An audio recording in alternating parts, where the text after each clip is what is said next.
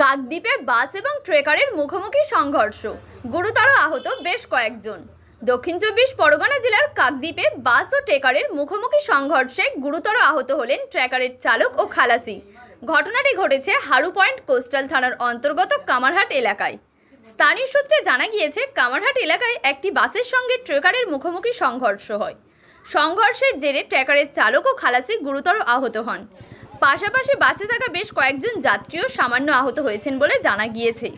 আহতদের দ্রুত উদ্ধার করে চিকিৎসার জন্য কাকদ্বীপ হাসপাতালে নিয়ে যাওয়া হয়। বর্তমানে আহতদের চিকিৎসা চলছে। ঘটনার খবর পেয়ে হারু পয়েন্ট কোস্টাল থানার পুলিশ ঘটনাস্থলে পৌঁছে দুর্ঘটনার কারণ খতিয়ে দেখছে।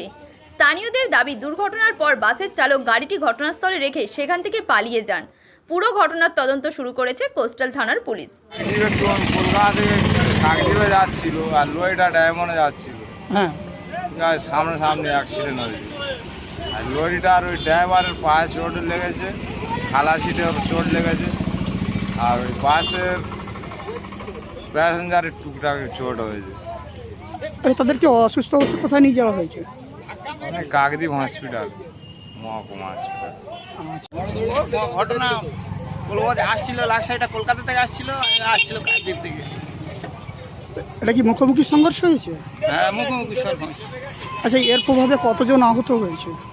তো হয়তো দুজন দেখা যাচ্ছে এখন। দুজন কি লরি গাড়ি? লরি গাড়ি। আর বাসের? বাসের তো কিছু হয়নি। বাসের কি কারোর কোনো ক্ষতি হয়েছে? না। তাদেরকে এখন কি করা হয়েছে? তা কোথায় নিয়ে যাওয়া হয়েছে? লোকের লেগেছে কম বেশি, টুকটাক লাগবে। এখন কোথায় নিয়ে যাওয়া হয়েছে? আছে আনবো।